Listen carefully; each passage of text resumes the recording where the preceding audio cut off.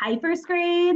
Hello, first grade, This is Mrs. Kunda, and Mr. DeStefano. and we are here with our next class dojo listening and learning lesson.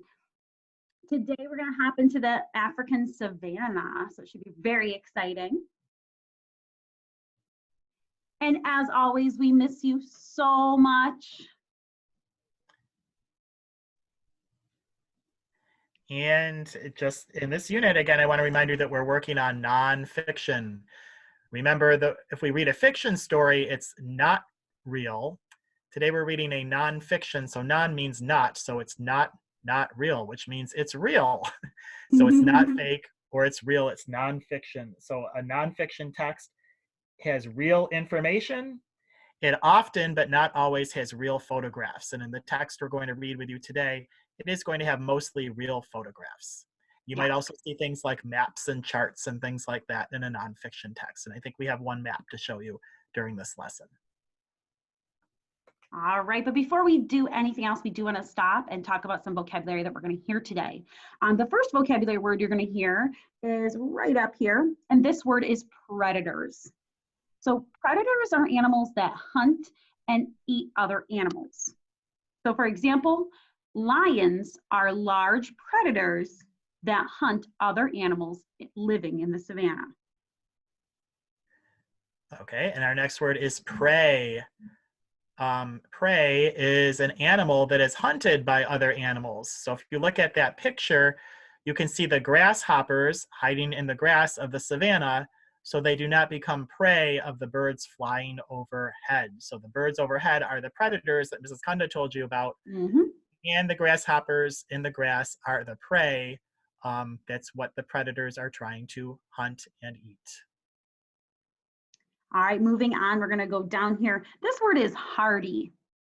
So if something is hardy, it's able to survive in unfavorable conditions. So unfavorable conditions are just hard conditions or harsh conditions. So for example, last time we learned about the desert. And as we know, the desert is, it's very hot. There's not a lot of water. So those aren't easy conditions for animals and plants to survive in. But if you take a look at the cactus that's there, take a look at the sentence that goes right along with it. Cacti are hardy plants, able to survive the harsh conditions of the desert. And our next word is coexist. Coexist means to live peacefully together at the same time or in the same place. We usually don't think of dogs and cats coexisting, but some people, they have one or more dogs and one or more cats, and in their home, the dog and the cat and the dog can coexist together. That means they live together peacefully. What a cute picture. And our last word is prickly. So if something is prickly, it's small and sharp. So if you remember last time we showed you actually a close-up picture of those sharp prickly spines on the cactus. And I don't know about you, but that wouldn't be something that I would want to put my hands on. So the cactus's spines are prickly. Prickly. All right, I'm going to move on to our journal question. So our journal of the day is, we would like you to draw us a picture of the savanna. So like we said in the beginning of this, we're going to talk about the East African savanna today. And we would like you to really pay attention to the things that you're seeing. And we want you to tell us about 3 things that you would see in the savanna. So you're going to draw us a picture of the savanna and then tell us about 3 things that you'd see in the savanna.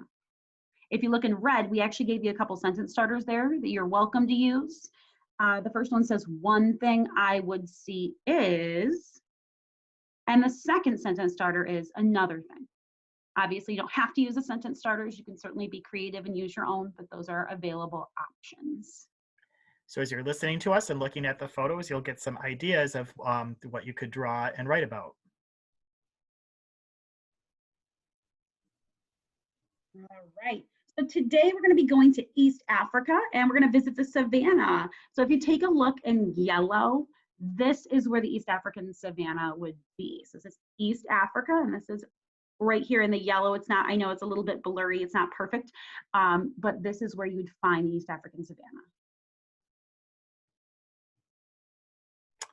All right. Rattenborough, your fearless adventurer here to show you something a little different. We've been talking about habitats, the places where plants and animals live, and we've spent time in 3 of the most extreme habitats in the world: the freezing Arctic tundra, the Arctic Ocean, and the scorching Sonoran Desert. Now I've come to a habitat that should be of great interest to you. Some of the most famous animals in the world live here. I can't wait to find out what they are. How about you, Mrs. Kanda? I cannot wait. All right. Welcome to the East African savanna. Savanna is another name for grassland, a wide open, vast stretch of grassland or grass covered land.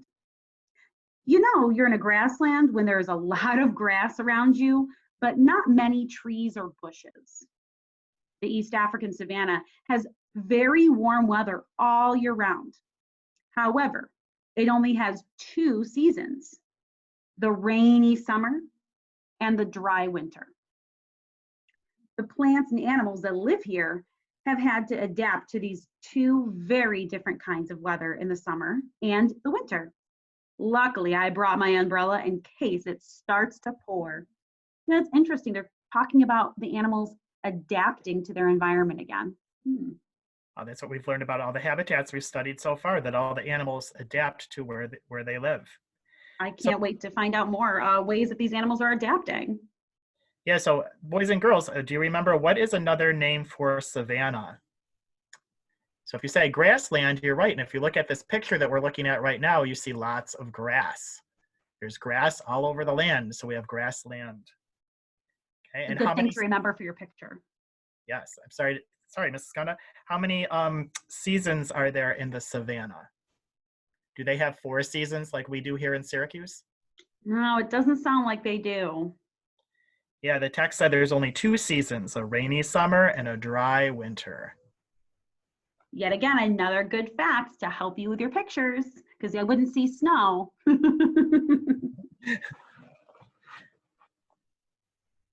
All right. Boy, I can barely see a thing in all this grass. There's so much of it. As the name Grasslands suggests, grass is the most important plant growing in the savannas. The grasses are hardy, which means they can survive the tough conditions of their habitat. Long spells of dry, hot weather, as well as heavy rainfall and flooding. The grass has adapted to these conditions by growing very deep roots. Even if the grass above ground is destroyed, the roots underground survive and the grass can grow back. This grass grows very quickly, as much as an inch per day. The grass in your backyard might take a whole week to grow an inch. My goodness, if you were to mow the lawn in the grassland, you'd be mowing every day. That's right. And notice how they have deep roots that grow way down into the soil, so it helps them to find water that might be deep down inside the soil. Yeah, what a great way to help them to survive. All right, so now we're gonna hop into one of my favorite animals. I just think they're so pretty. Yikes, I'm surrounded by hooves.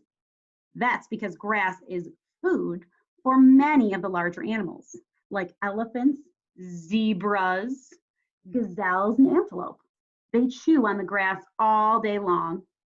I don't think grass is all that tasty, to tell the truth, but these animals depend on the nutrients in the grass to survive. It's all they need to eat. It would seem that because so many animals eat the grass in the savanna every day, that there wouldn't be very much grass left after a while. But remember that this grass grows back very quickly. So there's usually plenty for the different herbivores like zebras, which is in our picture, and antelopes to eat. Wow, so thankfully the grass that grows has those deep roots so that they are able to grow so quickly, so all the animals have food. Yeah, Mrs. Kanda had said that there's many different herbivores in the grasslands. What does herbivores mean? Oh, well, herbivores are animals that eat only plants. So you wouldn't see them eating any meat. They only eat plants. So just plants, not other animals. Not other animals. Okay. Grass is not the only important source of food in the savanna. Many animals get their meat from the acacia tree. Giraffes, with their long necks and tongues, are able to eat twigs and leaves from the top of the acacia. Not only are giraffes' tongues long, they are also very tough. It's a good thing, too, because the twigs of the acacia tree are covered with sharp thorns that the giraffes eat along with the twigs and leaves. So those thorns are kind of like if you ever see a rose bush and there's thorns on a rose bush, they're those prickly things. That was one of our words, kind of like little needles that kind of hurt us if we walk by. I know if I have a rose plant in my garden, and if I walk by it, I can sometimes get cut in the summertime by those little prickly thorns. But the giraffe, one of his adaptations is his tough tongue, which lets him eat, and he can eat those thorns along with the twigs and leaves. And if you notice, the giraffe has another adaptation. The giraffe has that long neck, so it can reach those high branches and eat the leaves up on the tall trees. Other animals can't do that. Wow. So just looking at that giraffe, you can see how he's adapted to his surroundings so that he can survive.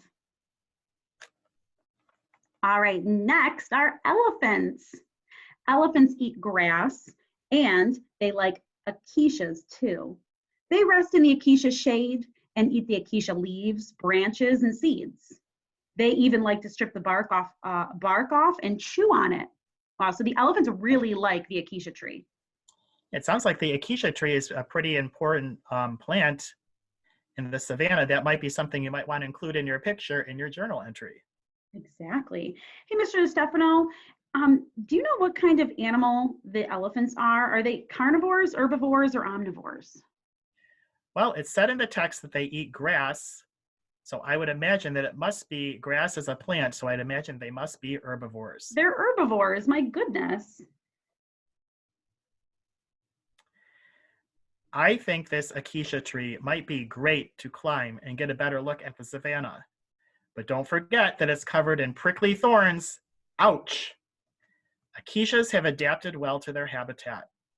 Acacias have small leaves that don't dry out as quickly as larger leaves would in dry, hot months. The roots of an acacia grow very deep into the ground, which allows them to collect water from far underground where there is not much rainfall. And their sharp thorns help keep some animals from eating too many of the branches. These trees are right at home in this habitat. So it looks like even our plant, the acacia, has adapted to living in the savanna. They have those deep roots that help them go deep into the ground to find water. And also those prickly thorns, even though the giraffe has adapted and can eat them, it keeps other animals from eating the branches of the acacia. Wow, it's so interesting how even the plants have adapted to survive in this environment. Well, this is actually a two-part story, so we're going to stop right here. We got a couple questions to go along with it. I have a question for you, Mr. Stefano. Can you describe the African savanna? Okay, let's see. The African savanna. Well, first of all, there's lots of grass. We see acacia trees. We do see acacia trees, but there aren't many trees. So if we look at the pictures, we might see an acacia here or there, not too many other trees. It has two seasons, a dry season and a rainy season. Oh, that was perfect. So Mrs. Kunda, what are some of the plants that live in the savanna? Well, we heard a lot about grass, considering that the savanna is a grassland.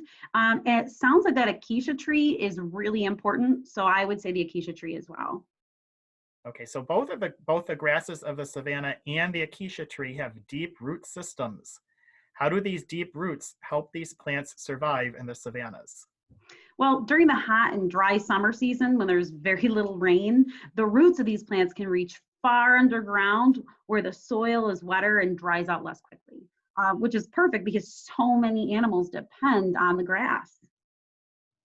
Okay. And I just have one more question, Mr. Stefano. Sure. Are giraffes, elephants, and zebras herbivores carnivores or omnivores? And how do you know? Well, let's see. Carnivores eat only other animals, and we didn't hear about any of those animals eating other animals, so they're not carnivores. Herbivores eat only plants, and we did read a lot about those animals eating plants. Omnivores eat both plants and animals. And again, we didn't read about them eating any animals, so they must be herbivores because we only saw them eating grass and other plants, no animals, so they must be herbivores. Great, I would agree. All right, first grade. Now that we've heard so much information about the savanna, we would like for you to stop and draw a picture of the savanna. And then when you're done, we want you to write and tell us 3 things that you would see in the savanna. And like we said before, you can certainly use the red, we colored them red, sentence starters at the very bottom of the page. The first one is one thing I would see is, and the other is another thing. So we cannot wait to see your work. Please send it to us in messages. You can just tell us about what you'd find, or excuse me, what you'd see in the savanna in the comments. We cannot wait to hear from you. We miss you so much. Yeah, take care, everybody. Thanks for listening. We can't wait to see your work. We cannot. Bye, first grade. Bye. See you next time.